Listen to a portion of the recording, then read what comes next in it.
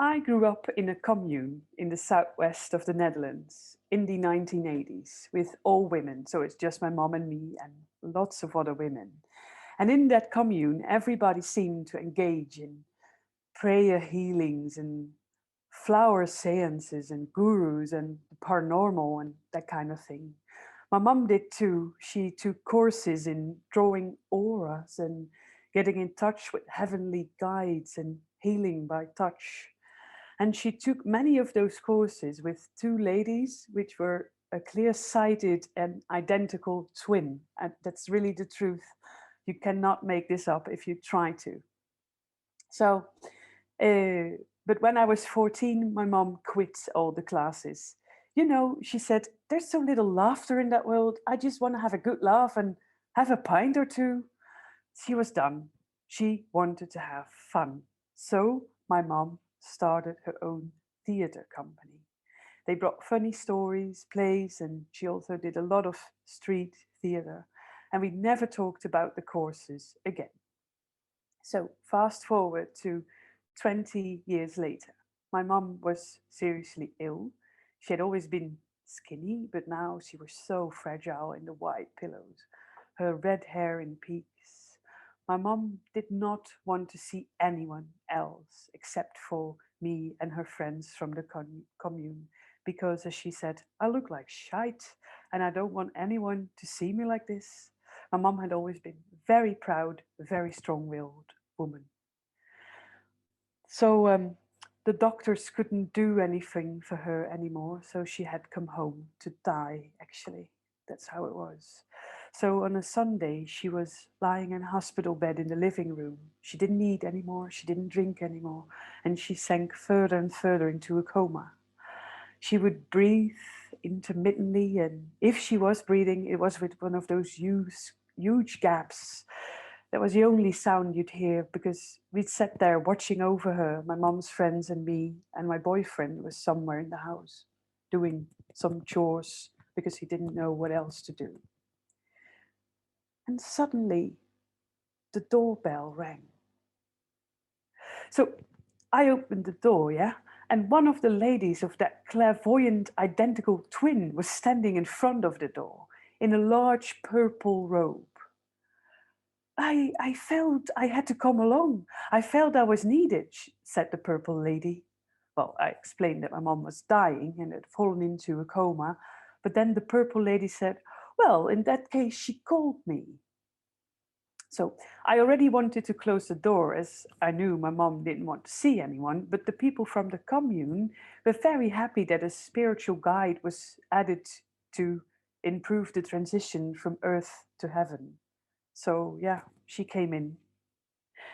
The purple lady kept on talking and talking. She knew exactly what kind of job I had.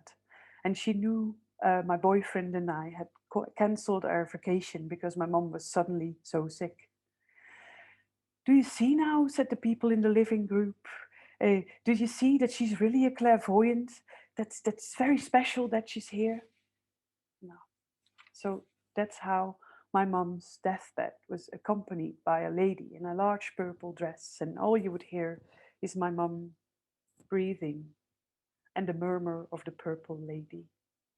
I was wondering, would you offer coffee to someone who visits a deathbed uninvited, or a sandwich? It seemed better not to, because I still hoped she would just somehow take the hint and walk away if we ignored her a little. But in the meantime, she kept whispering, and sometimes she'd say something out loud like, he does not say much about my boyfriend. I feel he comes from abroad, doesn't he? And that was not at all the truth. So yeah, I didn't understand, and we just went on with everything. After my mom really died, she she left very suddenly. The day before the funeral, a few days later, I tried to get some sleep. I was so exhausted, but I couldn't sleep because of grief and anxiety and all that, but I was exhausted. So, and suddenly I was as awake as I would ever be, because then and there I suddenly knew it. That lady, the purple lady, she read my column. At that time, I wrote columns for yeah, a newspaper in Holland about my mom dying, among other subjects. There was something in there about my job and how we cancelled our vacation. So it was described that my boyfriend had just moved to the Netherlands after working in England for a while. So that's why she thought he was a foreigner.